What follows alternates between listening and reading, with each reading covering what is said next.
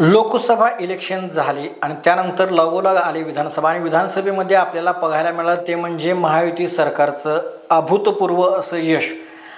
एकनाथ शिंदे असो, अजित पवार असो किंवा देवेंद्र फडणवीस असो, या तिघांनीही अशी काही मोठ बांधली आणि असं काही नेरेटिव्ह सेट केला किंवा अशी काही विकास कामं केली गेली की त्यांना इतकं अभूतपूर्व यश आलं। या यशाची जी काही कारणं आहेत किंवा त्यांची जी काही गणित जुळवली ती कशी गणित जुळवली आणि हे इतकं यश त्यांना सुद्धा ते माहिती नव्हतं की इतकी सीटा येतील, असं सुद्धा त्यांचे नेते काही म्हणतात की इतकं यश आम्हाला प्राप्त होईल हे माहिती नव्हतं, इतक्या सीटा येतील हे आम्हाला माहिती नव्हतं, पण इतक्या सीटा आल्या।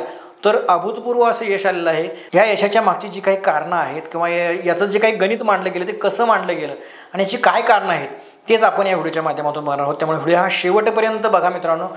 नमस्कार, मी सागर आणि तुम्ही पाहताय तुमचा आवडता चॅनल सागर हिट्स। तर मित्रांनो, पहिला मुद्दा आहे महायुती सरकारनं मराठा समाजाला जो काही पाठिंबा त्यांना मिळाला त्याबद्दलचा। मराठा समाजाला जो काही संभ्रम निर्माण झाला होता त्यांच्याबद्दलचा तो संभ्रम त्यांनी दूर करून संपूर्ण मराठा समाज हा एका हिंदुत्ववादाकडे वळवण्यात त्यांना जे काही यश मिळालं ते यश यामध्ये कारणीभूत आहे असं सुद्धा बोललं जाते। आता यामध्ये एकनाथ शिंदेंनी जे काही स्टेटमेंट दिलं किंवा एकनाथ शिंदे हे मराठा समाजाचे असल्यामुळे मराठा समाजाबद्दल त्यांच्याकडे सॉफ्ट कॉर्नर होता, त्यामुळे भरपूर मराठा समाज हा एकनाथ शिंदेच्या पाठीमागे आहे असा ठाम उभा होता। आणि जरांगे पाटलांचं जर बघायला गेलं तर भाषणामध्ये देवेंद्र फडणवीस हे टार्गेटमध्ये होते पण एकनाथ शिंदे हे टार्गेटमध्ये नव्हते, त्यामुळे बऱ्यापैकी तिथल्या समाजांनी हे देवेंद्र फडणवीस नाही तर एकनाथ शिंदेंच्या पाठीशी खंबीरपणे उभा राहिलेले आपल्याला पाहायला मिळाले असं सुद्धा बोललं जाते। आणि यामध्ये मूळ कारण म्हणजे मनोज जरांगे पाटील यांनी वेळीच घेतलेली माघार यामुळे गोंधळलेला समाज हा एक आशेची किरण म्हणूनच महायुतीकडे बघितला आणि त्यांनी तसं मतामध्ये परिवर्तन सुद्धा झालेलं आपल्याला पाहायला मिळालं। तर मित्रांनो, दुसरा मुद्दा आहे हा म्हणजे नेरेटिव्ह सेट करण्याचा। आता लोकसभेमध्ये अपयश आल्यानंतर महायुती सरकार हे कामालाच लागलं होतं की हे कसं खोडून काढायचे, हे जे आपल्यावरची गद्दारीचे डाग आहेत ते कसे खोडून काढायचे। यामध्ये तिघांनी मिळून जे काही नेरेटिव्ह सेट केला गेला तो नेरेटिव्ह असा की मराठा समाजाची मतं ही एकनाथ शिंदेच्या पाठीमागे ठामपणे उभा राहिली, त्यामुळे एक समाज हा एकनाथ शिंदेच्या पाठीमागे होता आणि तो त्यांना मिळाला, त्याचा फायदा हा महायुती सरकारला झाला। आणि एकनाथ शिंदे हे शिवसेना इकडे घेऊन आले, त्यानंतर निष्ठा, बाळासाहेब ठाकरेंचे विचार हे त्यांनी सोडले नाही, ते त्यांनी जोपासले आणि त्यावरती त्यांनी प्रखर हिंदुत्वाची जी काही 2-4 कामं केली, विशाळगडावरचं काम असो किंवा विशाळगडावरती हिंदुत्वाद्यांचे जे काही आक्रोश होता त्या आक्रोशाला त्यांनी जे काही सामोरे गेले, त्यांना जे काही त्यांनी थोडक्यात सांगू पण समजणे वाले की इशारा काफी आहे अशा भाषेत जे काही त्यांनी हिंदुत्वाद्यांना एक शब्द दिला तो शब्द भरपूर अशा प्रमाणात कामाला आला। त्यामुळे त्यांची हिंदुत्वाची असणारी जी काही भूमिका होती ती स्पष्टपणे हिंदुत्वाद्यांना सुद्धा दिसली आणि मराठा समाजाचे सुद्धा त्यांच्या मागे एक वोट बँक उभा राहिली। त्यामुळे मराठा समाज आणि प्लस हिंदुत्ववादी हे दोन्ही त्यांच्याकडे वोट बँक म्हणून एकनाथ शिंदेकडे आहे असा गट्टा राहिला। आणि दुसरी गोष्ट बघायला गेलं तर अजित पवारांची जर बघायला गेलं तर अजित पवार हे राष्ट्रवादी होते, त्यावेळेला राष्ट्रवादींच्या पाठीमागे सुद्धा मुस्लिम मतांची वोट बँक होती आणि तीच वोट बँक अजित पवार या चेहऱ्यामुळे अजित पवारांच्या मागे जी असणारी आहे ती इकडे आली।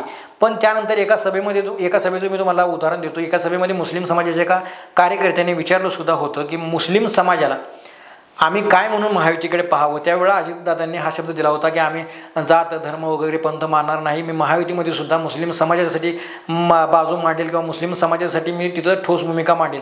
म्हणजे मुस्लिम वोटर थोडे का होईना प्रमाणात पण अजितदादांनी सांभाळून ठेवला आणि मुस्लिम प्लस मराठा अजितदादांनी प्रस्थापित जो काही मराठा समाज आहे तो त्यांनी सांभाळून ठेवण्यात त्यांना यश आलं, त्यामुळे ती एक वोट बँक त्यांच्या मागे आहे अशी राहिली।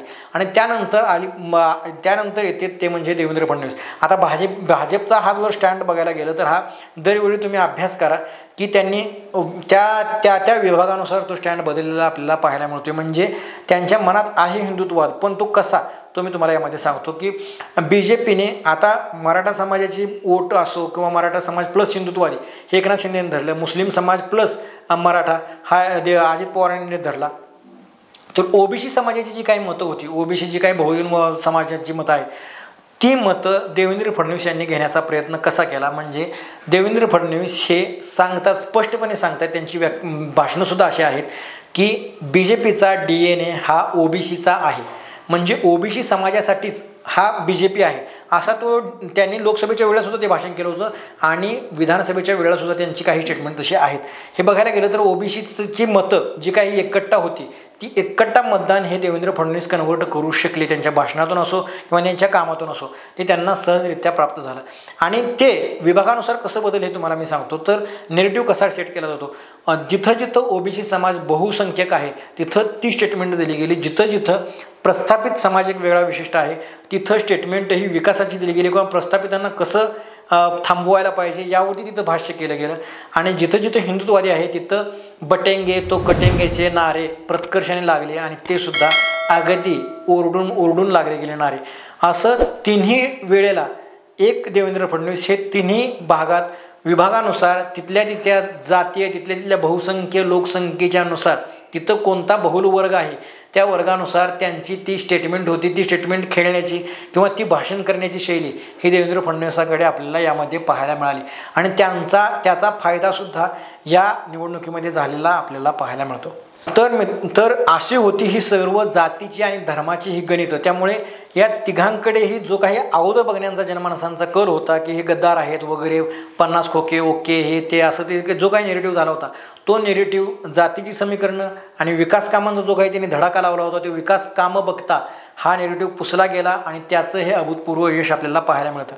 तिसराच मुद्दा यामध्ये हिंदुत्वाचा सलगच घ्यायचं म्हटलं तर ग्राउंड लेवलला ज्या काही संघटना काम करतात हिंदुत्ववादी संघटना यांची आस्था कोणत्याही एका महापुरुषाची असते आणि ती आस्था दुखवण्याचं वेळोवेळी काम ही महाविकास आघाडी करते आणि त्यामुळे त्याचा फायदा हा महायुती सरकारला झालेला आपल्याला पाहायला मिळतो.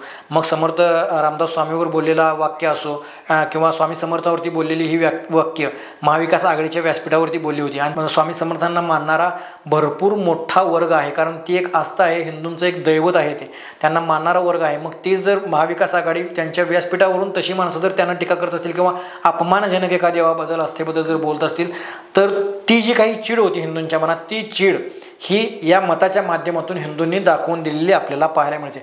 यातच ॲडिशनल जर घ्यायचं म्हटलं तर वक्फ बोर्डाबद्दल BJPचा स्टँड हा क्लिअर होता. वक्फ बोर्डाचे जे काही तोटे आहेत ते किती आहेत हे सांगण्यात जे BJPचं यश होतं ते यश BJPला प्राप्त झालं. पण महाविकास आघाडीने त्या उलट मुस्लिमांचं जे काही वोट बँक टिकवून ठेवायची त्यासाठी त्यांनी वक्फ बोर्डाचं जे काही समर्थन केलं हा जो काही हिंदुत्वाद्यामध्ये जो राग होता तो मतातून आपल्याला पाहायला मिळतो. त्यामुळे महाविकास आघाडीला हिंदुत्ववाद्यांचा जो काही फायदा झालेला आहे तो 100% झालेला आपल्याला पाहायला मिळतो. कारण ग्राउंड लेवलला स्थानिक लेवलला ज्या काही संघटना काम करतात त्या सर्व संघटनेचा पाठिंबा हा उघडपणे यावेळेला BJPला होता हे आपल्याला यामध्ये पाहायला मिळालं.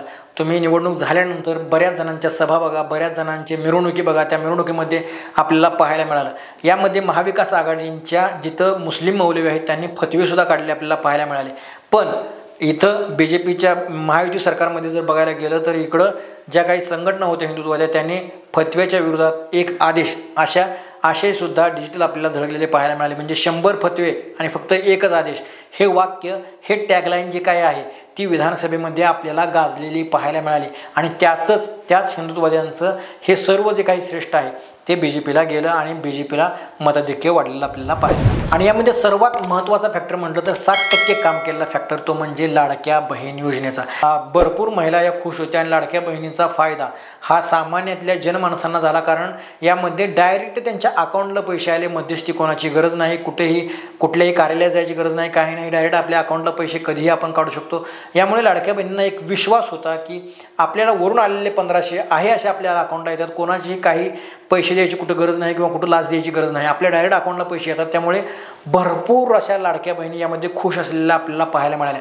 काही ठिकाणी याचं काउंटर करण्यात आलं महाविकास आघाडीकडे, काही महागाई वगैरे वाढली, पण लाडक्या बहिणींच्या मनात जे काही होतं ते लाडक्या बहिणींनी मतपेटीतून दाखवलेलं आपल्याला यामध्ये पाहायला मिळतं. कारण जो काही वाढलेला टक्का होता तो वाढलेला टक्का आहे जागरूकतेमुळे झाला असेल. सजग रहो वगैरे महायुती सरकारकडून सजग रहो जी काही संस्था काम करते, सजग रहो म्हणून म्हणजे हिंदू एकतेचे वगैरे संदेश देतात ती काम करतात, त्यांच्यामुळे सुद्धा हा टक्का वाढलेला आहे. पण त्यामध्ये जर टक्केवारी काढायला गेलं तर पत्रकारांनी याचा ॲनालाइज केल्यानंतर समजलं की यामध्ये महिलांचा सुद्धा टक्का वाढलेला आहे. म्हणजे महिलांचा टक्का वाढला आहे तोच महिलांचा टक्का आहे तो म्हणजे लाडक्या बहिणींचा. या लाडक्या बहिणी योजनेमुळे त्यांचा भरपूर म्हणजे 60% प्रमाणात त्याचा फायदा हा महायुती सरकारला झालेला आपल्याला पाहायला मिळतो। आणि शेवटचं ठरलं ते म्हणजे मुख्यमंत्री पदाचा चेहरा हा पहिल्यांदा त्यांनी स्पष्टपणे सांगितलाच नाही, तिन्ही पक्षाकडून कोणता चेहरा मुख्यमंत्र्याचा असेल हे सांगितलं नव्हतं। पण एका दोन इंटरव्ह्यूमध्ये देवेंद्र फडणवीस हे म्हटले सुद्धा होते की मुख्यमंत्री पदाचा चेहरा हे एकनाथ शिंदेच असतील असं त्यांनी सांगितलं सुद्धा आहे एका दोन इंटरव्ह्यूमध्ये। पण आता सध्या चित्र थोडं वेगळं दिसतंय। असे नका, पण इलेक्शनच्या अगोदर जनतेला एक स्थिर सरकार पाहिजे होतं आणि ते स्थिर सरकार या तिघांकडे पाहिल्यानंतर वाटत होतं की बाबा यांच्यामध्ये भांडणं नाहीत, हे तिघं सरकार स्थिर देऊ शकतील आणि योजनेचा जो काही धडाका लावलेला आहे तो धडाका ती विकास कामं बघता जनतेचा तो ठाम विश्वास झाला होता की हे एक स्थिर सरकार असेल आणि इथून पुढे स्थिर सरकार राहील। कारण याच्या अगोदर फक्त फोडाफोडी वगैरे राजकारण झालेलं आहे, ते कोणी केलं आहे आपण पाहिलेलं आहे, पण ते संपवण्याचं किंवा त्याच्यावरती पडदा टाकण्याचं काम महायुतीलाही जमलं आणि त्यानंतर तो नेरेटिव्ह सगळा फेल ठरवून नवीन नेरेटिव्ह सेट करून त्यावरती काम जे काही महायुती सरकारनं केलं ते काम आपल्याला यशस्वीपणे पार पडलेलं दिसतं हे यामध्ये आपल्याला दिसून आलं। कारण मुख्यमंत्री पदाचा चेहरा न दिल्यामुळे यांच्यामध्ये भांडणं नव्हती। त्या उलट जर महाविकास आघाडीत बघायला गेलं तर महाविकास आघाडीमध्ये मुख्यमंत्री चेहऱ्यावरूनच अगोदर त्यांच्यात भांडणं दिसली, त्यामुळे जनता सुद्धा नाराज झाली की यांच्या हातात आत्ताच भांडणं आहेत, जर सत्ता दिली तर हे किती भांडतील। जनता महायुतीकडे त्यामुळे निर्धास्तपणे बघत होती की हे एक स्थिर सरकार आपल्याला देतील, त्यामुळे जनता यांच्या पाठीशी आपल्या ठामपणे उभा राहिलेलं आपल्याला पाहायला मिळालं। तर मित्रांनो, महायुती सरकार हे जे काही सत्तेत आले त्याची ही काही थोडक्यात आपण सांगितली प्रमुख कारणं होती। याबद्दल तुमच्या अजून काय प्रतिक्रिया आहेत किंवा अजून काय कारणं असतील तर त्या आम्हाला कमेंट करून सांगा आणि तुमच्या काही प्रतिक्रिया असतील तर त्याही सुद्धा आम्हाला कमेंट करून नक्कीच कळवा। तर परत भेटू असाच एक माहितीपूर्ण व्हिडिओ घेऊन, तोपर्यंत सागर हिट्सचा चॅनल सबस्क्राईब करायला विसरू नका। धन्यवाद। जय महाराष्ट्र।